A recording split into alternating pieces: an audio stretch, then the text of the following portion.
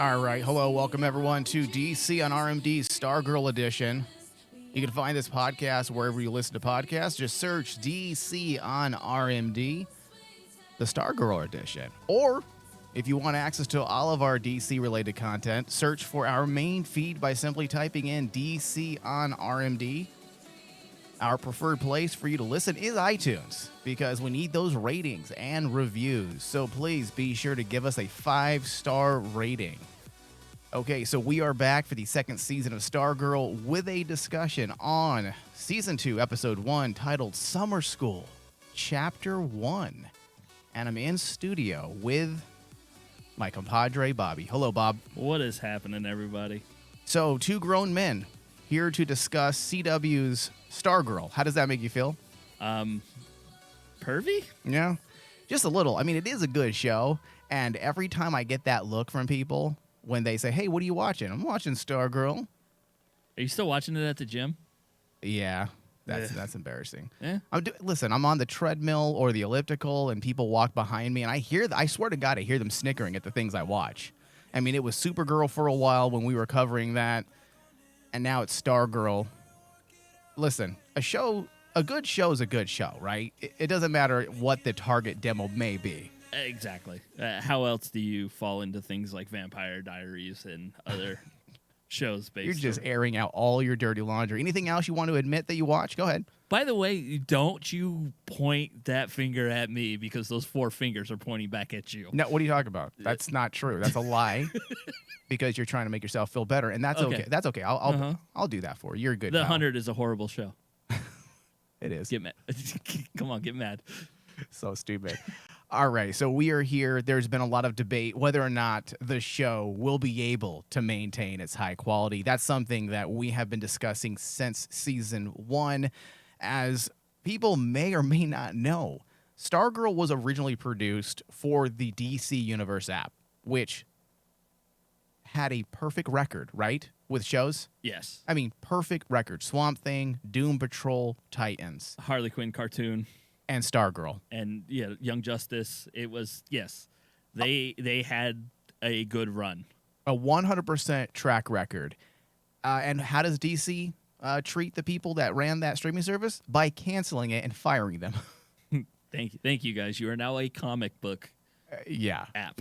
Yes. So when they did that, shows went to different places. Doom Patrol went over to HBO. Titans went over to HBO. Swamp Thing got canceled. Harley Quinn went over to HBO. And Stargirl, I'm assuming DC, through whatever research and development they may have going on over at Warner Brothers, decided that they were going to send Stargirl over to CW, thinking that it's a better match because of potentially, I guess, the target demo. And for the most part, season 1 was fantastic in the ways of production in almost every level because it was produced by the DC Universe. But with DC Universe being shut down, we had, along with many of the listeners, had questions. Will CW, now that that's the only network that will be producing it and putting it out, or I should say distributing, will the CW be able to maintain the quality? That was the question all year long last year. And, of course, that's the question we all had leading up to this season 2 premiere. Yeah. Now, I will say we have an entire season ahead of us, but I can say so far, based on just the first episode, it did maintain its quality. There's still the attention to detail, the cinematography, the visual effects, and, of course, the overall composition. So we can be happy that there's no obvious dip as of yet. Obvious. Doesn't mean there couldn't be down the road. Now, Bob, I know you were worried during those opening minutes of this episode with some of the lighting choices. You said it started to look a little different, not so much like last season. Did your feelings change by the end of the episode? No. Really? No. That's strange to me. It's one of those things to where I don't know, as a veteran CW person, I've covered every DC show that we've ever had on CW. This is my Yeah. baby. This side of the house is my baby. You're the only one on this network that can say that. You've literally reviewed and been a part of pretty much every single DC show we've covered. Yes. And so I don't know whether it's some like block in my head or some space in my heart that knows that I'm going to be hurt. That I get nervous because you're right. You had asked me and I was like, yo, and the first like 5 or 10 minutes, I was like, it's not cinematic anymore. Yeah. And I got nervous. And I then, know.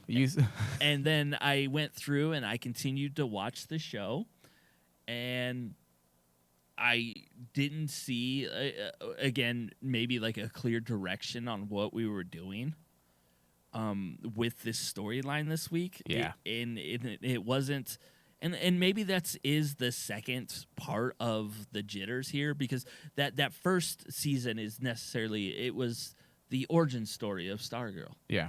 And so we get there, divorced parents, blah, blah, blah, dead parents, blah, blah, blah. We're getting together, Brady Bunch style. I find a staff, figure out the staff, go forward. Now she's established, and there's no threat looming that we know about at this point. I mean, we see it there towards the end. So it's kind of was setting some stuff up, but I just wasn't sure. And I think that initial, again, where it went from these cinematic shots that, with the coloring and everything else, to like this weird, like sitcom Pleasantville type writer things. I noticed it with the cars and everything else, that it looked a little bit different, and it put that fear in my heart. And again, I might just be a battered host. I think you might be jaded because, listen, I'm a big fan of the Superman show right now that's airing, and I'm the same way with that show. Every episode, I'm waiting for it to just fall apart, because that's what we've become accustomed to when you watch the shows on the CW. You're waiting for something great to end up just fizzling and falling apart. Now, I will say, you are right. There was a change in some of the looks, but I'm wondering if that has to do with the fact that we're dealing with a different tone here. For example, last season, we opened up with this fucking epic fight scene. Mm-hmm. That was one thing that set the tone for the entire season. Do you remember after watching that opening pilot episode, we were just like, what the fuck did we just watch? That was utterly fantastic. Yes. You get your run-in with Grundy, you get all these different superheroes, you get, like you said, that epic scene. Yeah. And this year it was like they're patrolling, basically looking for cats to save out of trees. Right. And it doesn't help that, and that's the point of the show in a lot of ways. It doesn't help that their costumes are very cheesy looking. Listen, I don't watch this show because of the costumes. I watch the show because of the writing. So the costumes are cheesy. That's something we talked about last season. Yeah. That it's a little goofy at times. But the writing and the cinematography is pretty, stand-up type work. So for the most part, we have gravitated to the idea that it's a decent show. This season, the tone is different, and I don't think that's necessarily has anything to do with the CW. I'm thinking it has to do with the fact that they're trying to show us that things are different, that things are a little better in the town, opposed to dark and gloomy, and there are evilness, or I should say evil things dwelling beneath the city, which, in fact, there was during that first season. Yeah. So we will see where the show goes in the way of tone and the overall Pleasantville vibe, as you mentioned, because I do agree with you. There was a difference, but I think I'm looking at it from a different perspective. Yeah, and again, Flash, Arrow, Legends, Supergirl. Listen, the evidence is on your side, Bob. I'm not. Yeah, you're not wrong to be slightly nervous. I've been in more shows than Stephen Amell at this point. Or Katie Cassidy. Yeah. Maybe that's a better. Yeah, I've been more than anybody. Like I'm waiting for my 1000th episode cake to come out. So yeah. All right. So we are going to get into all of the ins and outs of the episode in a moment, but first, let's talk about some ratings. Stargirl's ratings for the premiere, it dipped quite a bit, almost 50%. Which is no surprise when it comes to the way the CW markets or lack of marketing, which we've talked about that a lot lately, that it's almost like Can I break news to the listeners? sure, go ahead. Lakatiki Wiki has a show on the CW. Did you guys know that? Of course they didn't. And why? Because they don't promote anything. Yeah. Taika Waititi. You almost did it I as know. I did it. I That know. is fucking awesome. Taika Waititi, one of the biggest directors right now in Hollywood, executive produced and wrote, I believe, the pilot episode for the spinoff of his popular show on FX, What We Do in the Shadows. It's on the CW. How does anyone know about this? They don't put his name on anything. They don't promote it as a show from Taika Waititi. They don't even promote it as a spinoff. Yeah, it's Wellington Paranormal. If you didn't know, Yeah. And this is coming from two people that exclusively watch CW shows from the app. And troll the interwebs for TV news. And we're like, wait a second, this is Taika Waititi's new show. Yes. I heard that when it was announced, when it was greenlit, I didn't know it was going to the CW, and I didn't even know it was produced and shot and ready to go already. Yes, and on episode 5. Yeah. So that just shows you what the promotion department does for these shows. And this is what they continue to do. And I am standing by the fact that many times the reason why their shows may falter and some of their good shows get canceled is because there's no marketing. There's none. I mean, most people didn't know Stargirl was returning. Superman has been on and off the air throughout their entire first season. They went from like 1.5 million from just the CW to like 700,000, not because the show sucks, but because no one knows when it's on. Because they're going to wait for Netflix so they can watch the whole season. And that's what people end up doing. I was literally talking to people yesterday on Twitter about that, Bob, that they get so frustrated with the starting and stopping that they watched the opening 5 episodes and then they gave up and they said, you know what, fuck it. I'm going to wait till it goes to streaming because I don't know when it's coming on. This isn't the 80s and 90s. This isn't the days of, trolling TV Guide or the TV Guide channel and we say, oh, look, what's on? Does it have the R after it? Because then we know it's a repeat. Yeah. God, we're old. So, yeah, for sure. People are like, TV Guide channel, what the fuck is that? Yeah. What's a rerun? I mean, that's literally our version of that. So Rerun's a popular character from the 70s. So dumb. All right. So, yes, 40% dip, nearly 50% dip, I should say, in the ratings. People don't know when things are airing. Last season, it premiered with well over 1 million viewers. So let's see what happens once people know the show has returned.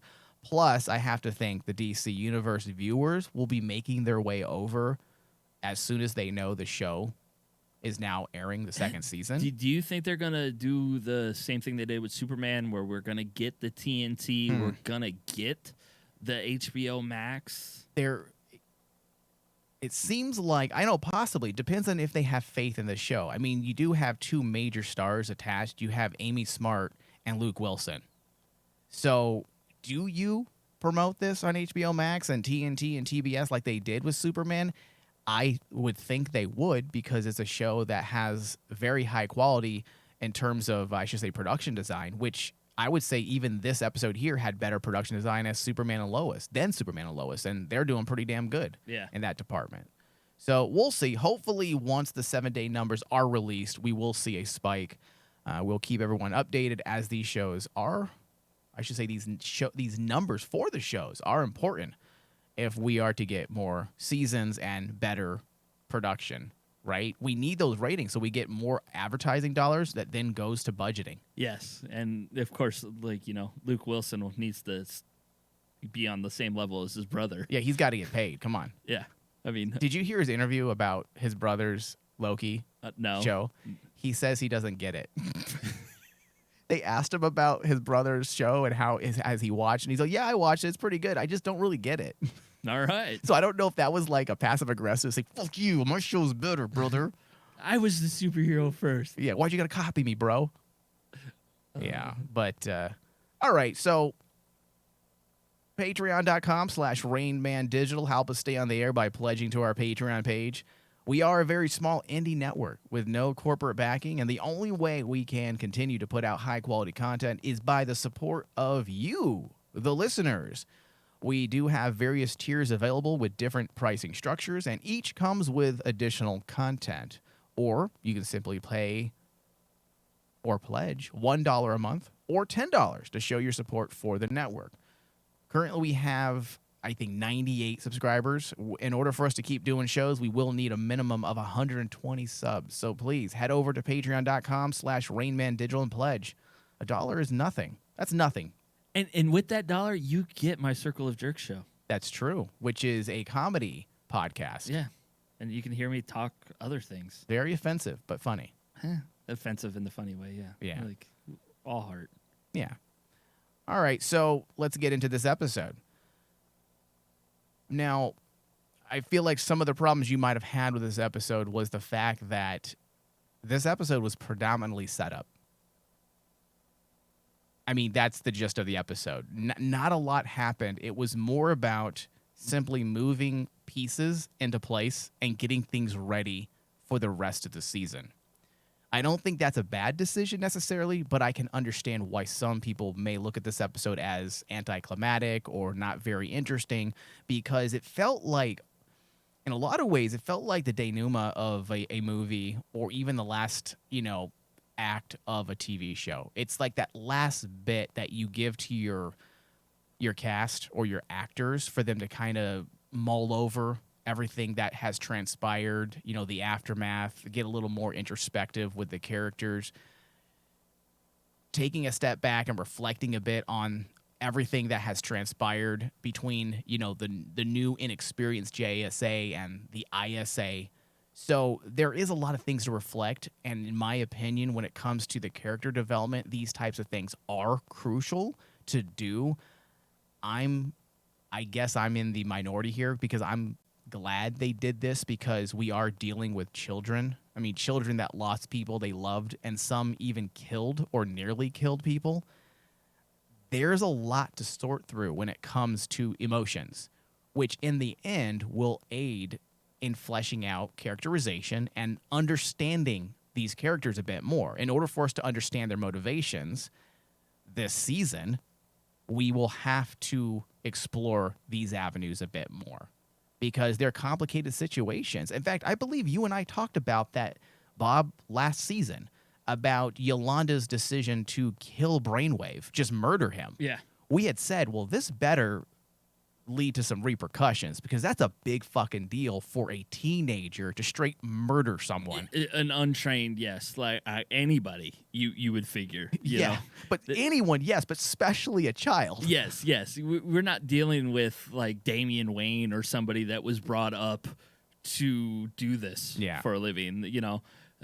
This was a Hispanic female that was locked in praying to the Virgin of Guadalupe, right. And not allowed because she showed her boobies. There's a big difference between showing titty and then murdering a dude. Yeah, titty or murder, which one? Yeah, both. Yeah, this is what I've done before I'm fucking 18. And I didn't murder the dude I showed my titties to. But anyway, she murdered his father, though. Yes. Yeah. But the fact is, you're right. There should be those type of things, because we are dealing with what I will call amateurs. Oh yeah, for sure. That there should be some heartache, some heartbrokenness, and even with Stargirl herself in this episode, some like over ambitious things of like, this is who I am, and not being able to balance. The fact that I am this person and this person. Yeah. She just wants to be Stargirl and ride around on her staff and do things this whole time. And those are you're right. When you establish a story, if they were to come in and everybody's to be polished, it would throw off what we've established here. It would feel disconnected. Yeah, because you see that, I think, and the more I talk and think, they did that with all the characters this week, whether it's, I miss so-and-so, in the glasses, the Grundy situation that's going on. Like I said, Yolanda with dealing with the murder, and Stargirl dealing with the fact that she doesn't think school and shit's important. That's the type of stuff you should see. You shouldn't see like the polished Tony Stark, Bruce Wayne type that have that balance, or at least have figured it out. So yeah, No, and that's why I feel ultimately this episode did work for me, because it just feels, when you're dealing with these things, it just feels more naturalistic, because we are dealing with a serial. I mean, this is essentially a serialized television series. And if you go from a season to just the next season and you don't really follow through with those emotional connections, it doesn't feel legit. It feels like something's off. And there are shows that do that. They almost act like every season is a clean slate. And when I say there are shows that do that, I'm talking about shows specifically on the CW that almost pretend something didn't happen last season so they can just kind of move on into the next season. And, they etch and sketch the last season and say, all right, well, all those emotions and things that we work towards, fuck it. Instead, they should probably use it as motivation that, helps build into their second season. Now, let's break down some of these things. We talked about Yolanda a bit, but let's get a little more specific. She's struggling with killing Brainwave, okay, which was her boyfriend's father, who was a D-bag. Now, she's struggling with the idea of whether or not what she did was the right thing, and if it makes her a good or bad person. Now, that's one of those questions that, I feel like there's some bleeding hearts out there that may say, oh, of course it was bad. But we're also dealing with a superhero universe. How many vigilantes do we, cheer on when they do these types of things? Oliver, for one, on the CW. He killed people for the first 4 years, and he was a superhero or an anti-hero. So I don't really necessarily think it's a bad thing in terms of, morality, or I should say ethics. But when it comes to a teenage child, yes, these are very real questions, especially because if I remember correctly, didn't she enjoy that she murdered him at first? Yeah, it wasn't... It wasn't like she needed to. It wasn't self-defense. It was, I'm going to murder you, and that was it. There was no other option. There was not her thinking twice about it. And sure, Brainwave is very dangerous. He can get into your mind and do things, and you can easily justify and say, well, she needed to, because it's only a matter of time before he were to take her mind over, some type of control. So, again, for me, this makes her more interesting. Being a teenager that murdered a bad guy, those are good ingredients for some psychological examination. And I hope they use that as a type of character motivation throughout the entire season. That's much better than pining after some dude last season. Yes, and pining after a dude would be a CW move. Yes. Guilt and regret are better things to use as motivation than balls and dick. Or, yeah. Exactly. Well, it depends on who you are. Yeah. I mean, come on. Some people might like the balls and dick for motivation. That's what keeps me going. I was waiting for that.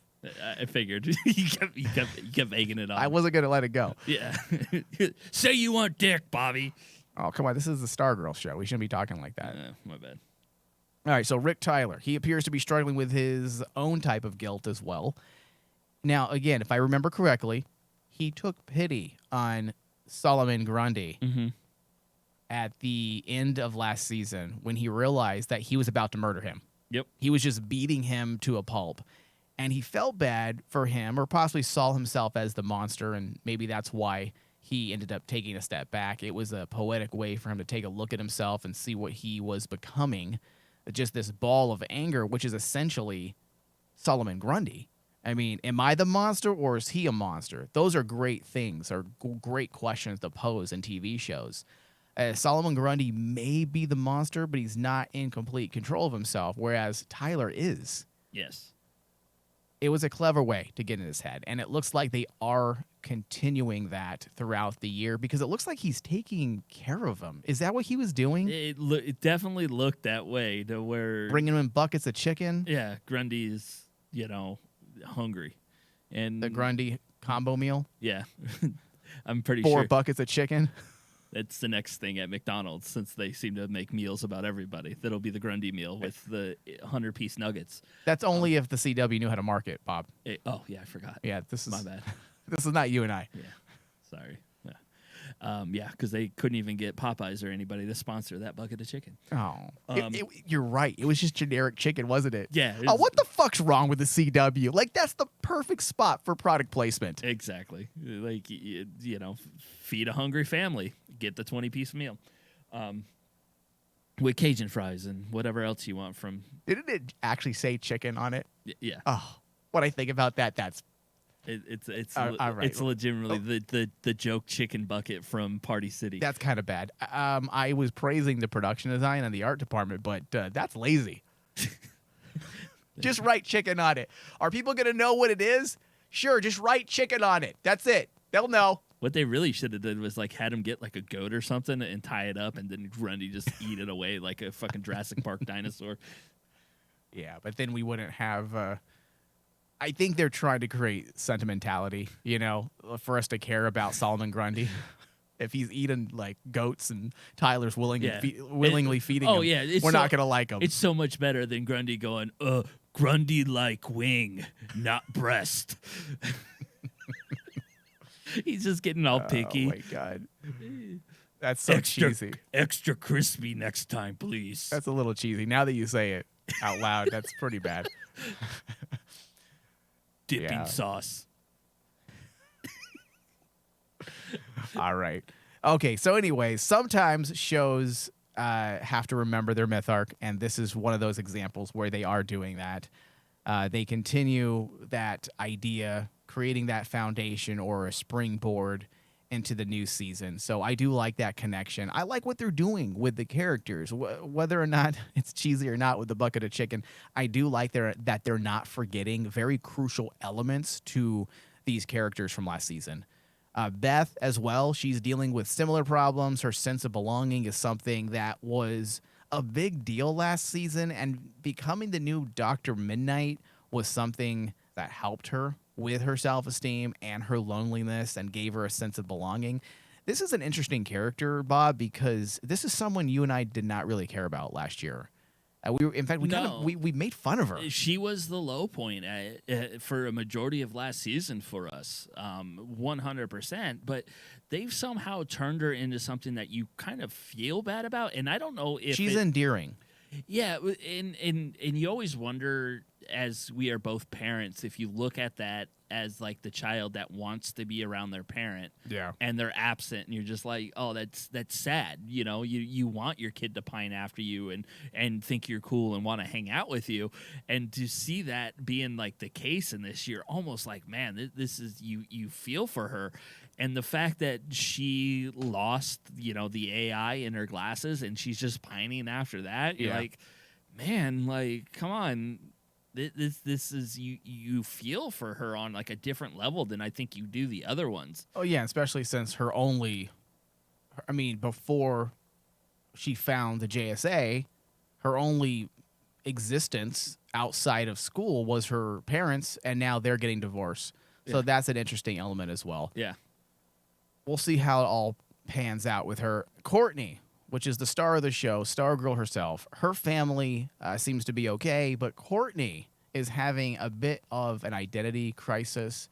She's struggling to be a superhero and a kid. It feels like she's trying to prove something to herself. And there is an interview from Jeff Johns that does confirm that thought.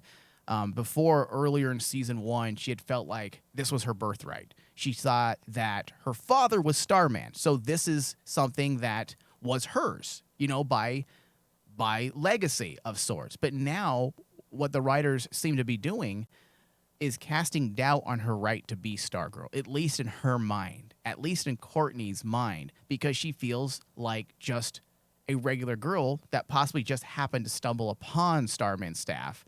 And she seems like she has something to prove now. That's why she's out there doing things when there's no need to do things.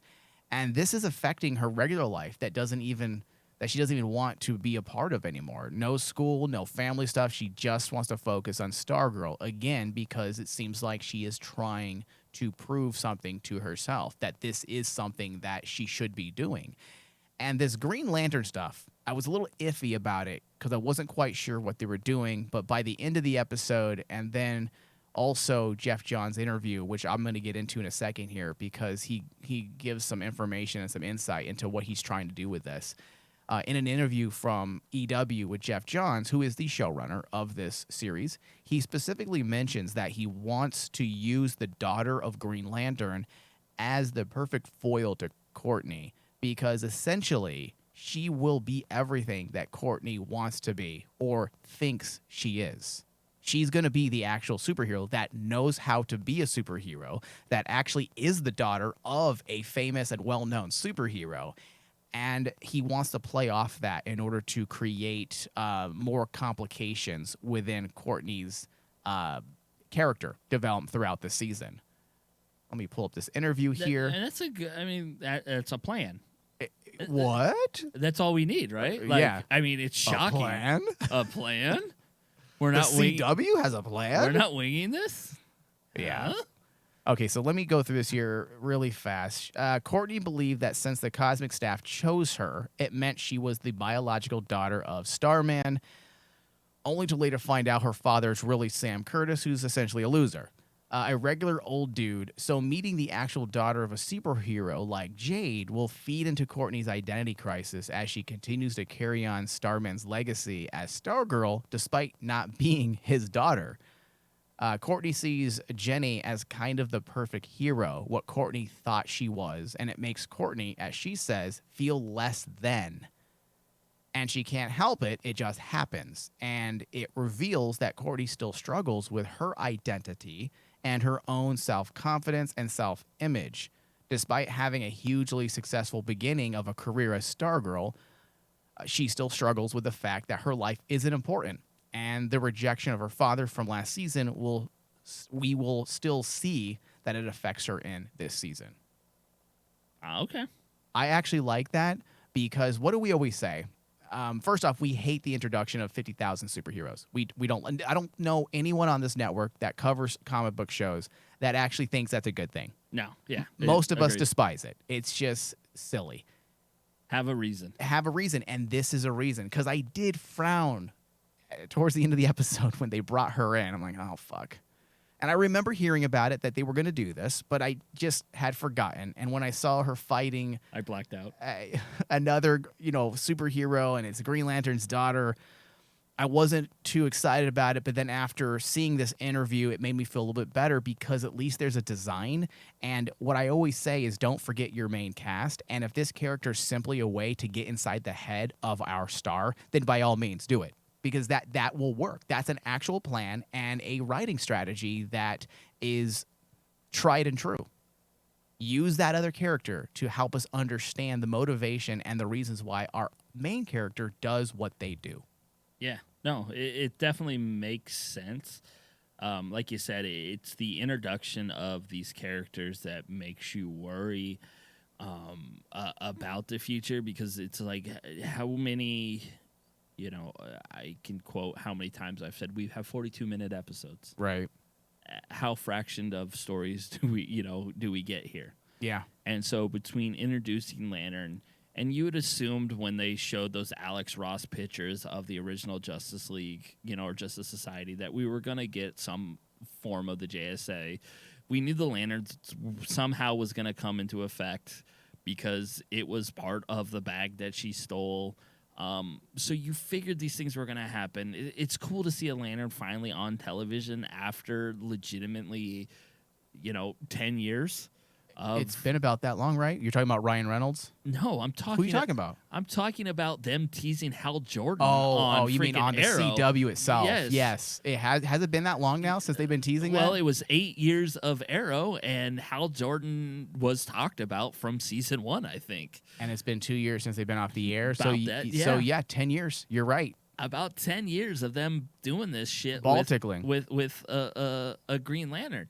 So it is cool to see it, and, again, they give it a story. What I worry about is that John Wesley Shipp, who you guys would know as Barry Allen's father, the Flash from the 1990s, Jay Garrick from Earth 2, is now going to be pulled into this show as the Flash. And again... I have no problem with continuity, which is a lie, because I have a huge problem with them trying to connect all these universes. Yeah. It's just not feasible anymore. It's just not. It's run its course. Yeah. The fact is, let it go. Most of those shows have been canceled. Stop trying to connect them. Yeah. Quit trying to make fetch happen. Just let it fetch die. isn't a thing. Yeah. So the fact is, like, the fact that they've brought in John Wesley Shipp to bring into that Jay Garrick role is kind of weird to me at the end. So the fact that they've handled this first introduction so well, and it seems that they have a plan for it, Yeah. makes me feel a little bit better maybe about the Jay Garrick connection. But again, Which we know isn't just a rumor, because they already started mentioning they started dropping little nuggets in this Yes. episode. They started mentioning almost like as jokes about what other universes or something Yes. like that. And then the only reason why I knew about this a month ago, and I wanted to pretend I didn't see it, because the actor that plays Jay Garrick, what's his name? John Wesley Shipp. He retweeted someone's comment that says, "Oh, with Jay Garrick's Flash making his way onto Stargirl, we're finally going to get a true connection to the Arrowverse, and it's going to bring all of them together, and it's going to be one universe, and they're going to be able to do crossovers."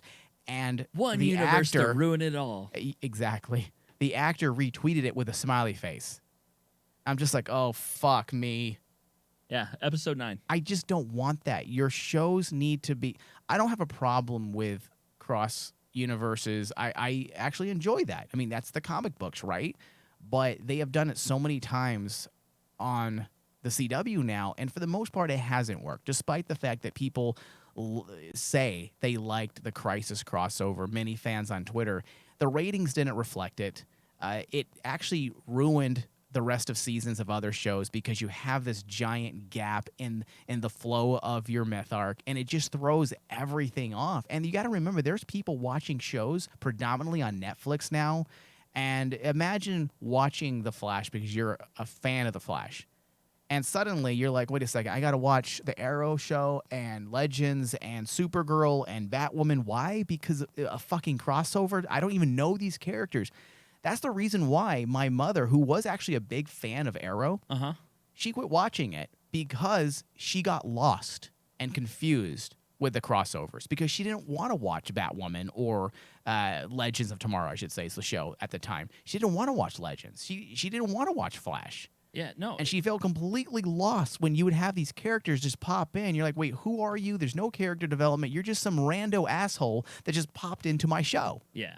And the fact that crossover affected things from HBO Max, the actual extended movie universe, Yeah.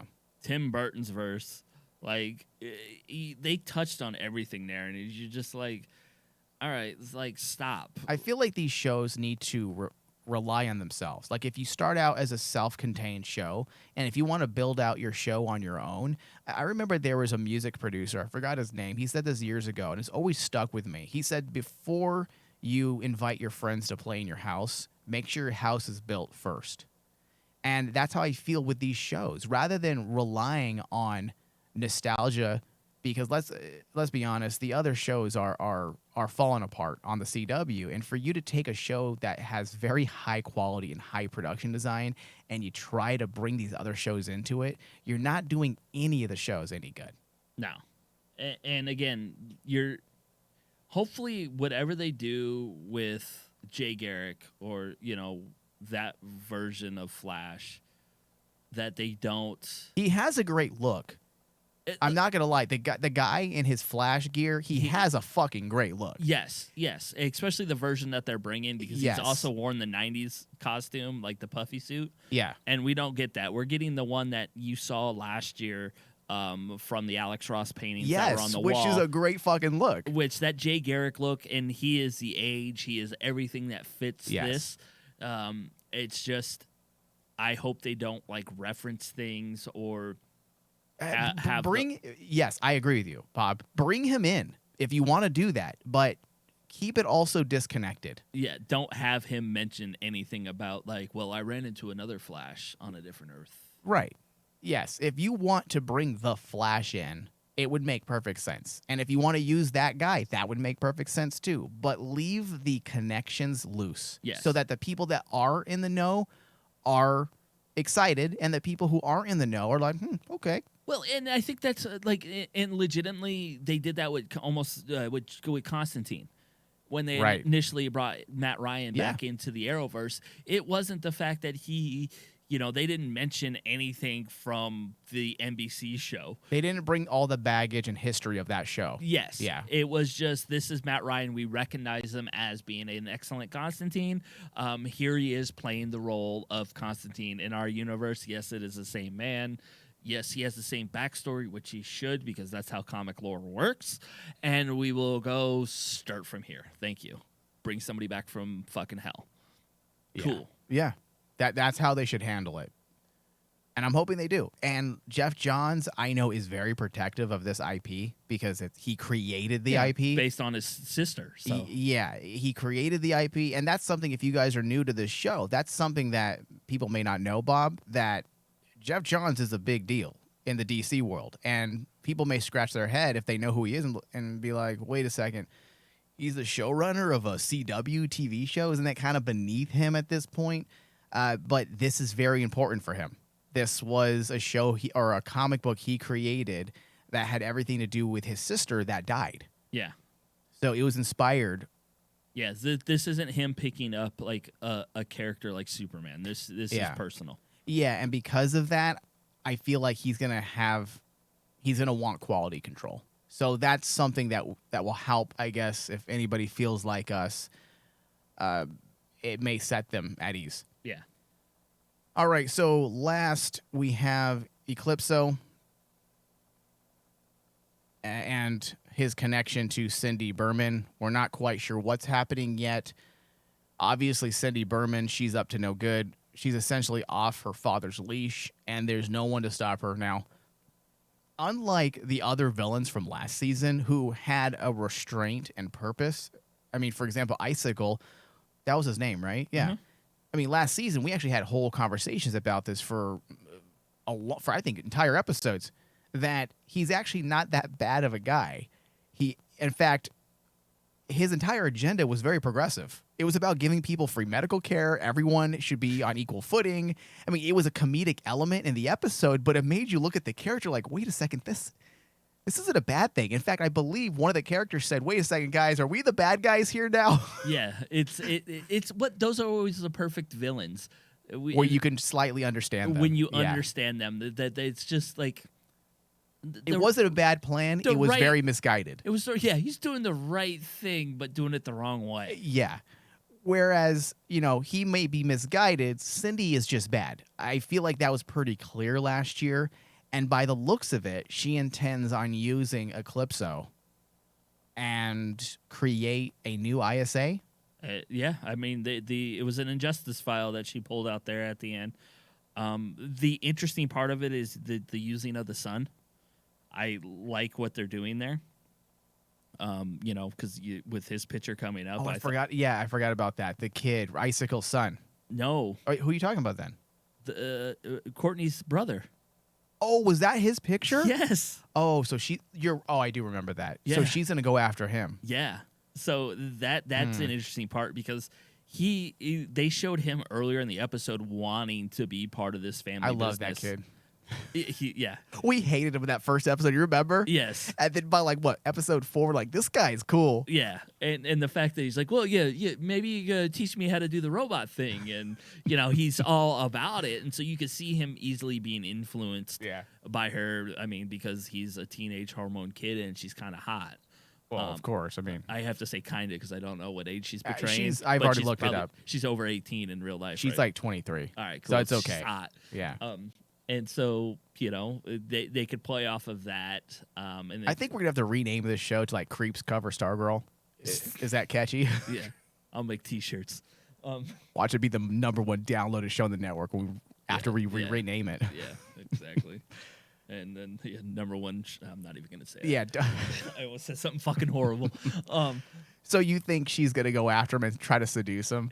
Just something, because, it's a kid that wants to be part of the family and everything else, and I could see him easily being manipulated by a female because that's what happens. He's a guy. We would all be manipulated. It's very easy, especially at that age. Yeah. Like, what do you want me to do? Okay. And then so that again, you said earlier that the last 10 or 15 minutes was basically the most interesting part of the show, that it kind of showed where we were going, and I think that's what I got way more excited about, because it's things that I like to talk about. Yeah. Is the speculation part of it. Now, are you a big Eclipso guy? No.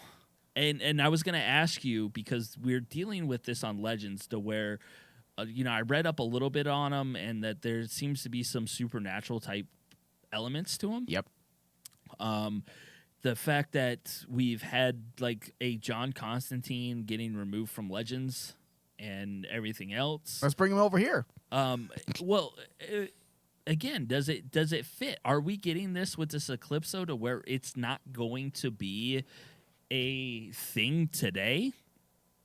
That they are setting something up for season 3 to where we can get into more of those kind of mystic elements. Okay, you're. I don't know if you read that or if you're completely like just on your A game. Because I'm on my A game. I legitimately did not read anything about. Okay, so apparently season 3 has already been approved, and I believe they've already shot it.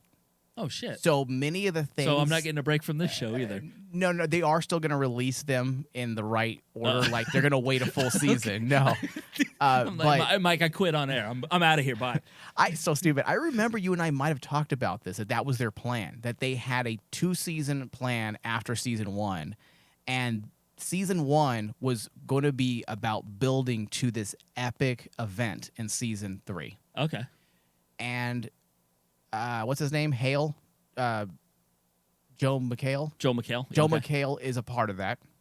Eclipso is a part of that. And they said that this darker... Joe McHale is Eclipsa. You think that's what's going to happen? Why not? It's a familiar face. Why not use it as a red herring? Everybody thinks he comes back into town to help it out. He gets to pull in. He had a bad guy vibe, right, in this episode? 100%. Yeah, I don't think he's actually Starman. Yeah. I think he has to be someone else. And that's what, again, you pull him in, everybody thinks he's Starman. He has a history with some of the characters on the air. We've seen pictures of him. We've seen him in battle. Everybody thinks he's coming in for good. He ends up being evil. Yeah. Now, Jeff Johns does bring up the fact that people may have been taken aback that this episode started off very dark. It was bookended through very dark tones. Uh-huh. It was. It almost had a Pet Cemetery vibe in the very beginning. I don't like scary movies. I know you don't. And I don't like dolls and shit like that. And I don't like kids. It was all creepy. that was in that first 10 minutes. I'm like, I'm out of here. Yeah. Yeah. I was. Then I saw bright, pretty colors, and I was like distracted by that for a little bit. And then we had that ending that was also dark. And Jeff Johns says that they are definitely taking the next 2 seasons down a dark path. Okay. So I'm actually with that interview and those scenes with Eclipso, because as you know, I'm a huge fan of the darker side of DC. 100%. And that's why I was asking you kind of about like the Constantine elements and, are like with them going this route, is if Jeff Johns is going to be like stepping on any of this J.J. Abrams bullshit, because I don't know when all that's expected. If he gets it in the can before he ever puts something out, can he use characters that, I don't think it matters to DC. Do they have any rules anymore? I mean, we have 4 Supermans coming out. We have 3 Batmans next year. 4 Batmans in total. But you say that as Legends ditches John Constantine but keeps Matt Ryan. Yeah, but they're doing that. I talked about that on a Patreon show. They're doing that because Matt Ryan is becoming too big for the show as Constantine, and he is now the biggest draw, and you can't have a character who's a guest star, essentially, who's a co-star, take the spotlight over. You mean a featuring for 4 seasons? Yes. He's more popular now than Katie Lotz. And you think Katie Lotz is, no matter how much they want to pretend they're... You want to... So stupid. You want to pretend... I mean, you could pretend all you want on social media that we're all best friends and we love each other. And that's why you let managers and agents do your fighting. Okay? I mean, you even said yourself that she lost a lot of screen time at the beginning of the season. 100%. Yeah, it wasn't starring Katie Lotz; it was starring everybody else. Because if you want to go on star power on that show, Matt Ryan and Nick Zano are way more popular than Katie Lotz. Yeah. But the bottom line is, when we get to this show and we start getting into those darker elements, of course, you start thinking about things that we know are true, and. You're right. Yes, we do have 3 Batmans and movies coming out, ridiculous. and different Supermans and 2 different black ones, and none of them are Henry Cavill. It's so fucking weird. Yeah. It's so bizarre what they're doing. So you don't know. I don't know what they're doing, but it's cool. Like those darker elements are going to keep it away from getting to be a campy high school type show that we were worried about, that, you know, we were going to go down this Riverdale route to where we have 37-year-olds Luke Perry like people being high school kids in fucking Porsches. Yeah. No, yeah, I agree. I think this is a good move. Now, people don't know about Eclipso. We might have gotten into the character a bit last year, and then we're going to end the show. I don't want to give away anything that could be potential spoilers, but this will just clue people in on how hardcore this character is. And they better do right by this character, because this is an epic character in DC. Now, Eclipso is a supervillain in the DC Comics universe. Obviously, the character is the incarnation of the wrath of God and the angel of vengeance that turned evil and was replaced by the Spectre. So this character has some deep history within DC. Big, deep history. So, all right, so let's not go to a break because we're running late. However, because we babble when it's me and you. It's true. This is what our phone calls are like, too, if you guys don't know off the air. Next thing you know, we have an hour and a half show. Yeah, we do about 3 or 4 shows a day, technically. Okay, so iTunes, be sure to give us our 5-star ratings, please. We need it. Just look up DC and RMD Stargirl Edition. Give us the ratings. It helps us more than you know. Even if you don't prefer iTunes as a place to listen to your podcast, we need you to give us those 5-star ratings. So just go there just to give the review and click on those 5 stars. It's very easy. It takes 30 seconds. Do it now. Right now. Stop. Yeah, while we're talking, just pause this, or if you're listening live, wait a few minutes and do it. Yeah. Okay, so final thoughts. Do you want to start things off? RMD score as well as your final thoughts? Final thoughts are that again, I've repeated this over and over on these shows, that sometimes when I talk, this is like a therapy session. My thoughts at the beginning might have been a little bit different than they are at the end. That I feel better. That's what I do here. I mean, legitimately, I sit here and I talk with my friends, and then we figure some shit out, and I either feel worse or better about a show. Well, I feel better about a lot of the things, you know, that we've talked for the last hour and whatever. Last hour we've been on. So overall, I'm gonna give this a 78 to start. Like you said, there's a lot of the puzzle pieces that are there. There wasn't much. The special effects were iffy at some points when she's like flying it like a broom around the clock tower. It stood out. But whatever the practical effect that they do when she fights and it like lights up her face, like the lantern staff fight was amazing. Yeah. And a lot of that wasn't done in post. It looked like they put like LEDs onto the lantern and the staff, so when they're flinging it around, like it looked natural, like it was lighting them up. Well, I don't even believe they're using CGI assets at all, like for the characters. Like those, I believe they're stunt doubles. They're not even using CGI assets, which is what the Flash does a lot, and the other shows in the CW, they're not even using the actors or stunt doubles. Yeah, and it worked, you know, with the night and the glowing, and then watching the battle between the glow of the staff and then the green of the lantern. That fight was amazing. Like I said, the only, I think, CG part I had an issue with was at the beginning when she's flying it around. I was like, oh, it looks all wonky. So if that was the only time they used it, they did it poorly. I was glad to see that the robot came back as a practical effect. That was another thing I was worried about, is like, what were they going to do there? That storyline interests me because I don't know who that guy is. I didn't even do any research. I didn't either. I didn't want to know. I'm at that point to where I just want to figure this out. So. It does look like, though, that the sidekick is getting a sidekick, right? Yes, 100%. That's so funny. So I'm going to put a laser gun on its hand. I was like, that's fucking awesome. Yeah. All right, so what's your score then? I forgot already. What did I say? I don't know. I didn't even hear you say anything. I said a score. God damn it, I forgot. Oh. Well. What did I say? I really didn't hear. I blacked out. Well, listen, I'll cut it just so it doesn't make you look stupid if it's different. Go ahead and say something. Because you probably gave it like a 70, and then now you're going to give it like a fucking 89. Yeah, I think I think I really did say like a 70 or 75. So I'll give it a 70.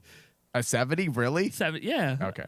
All right. I actually agree with pretty much everything you said, except my rating's a little higher. I'm going to give it an 80% on the RMD score. I feel like the episode needed or could have benefited from that DC Universe runtime.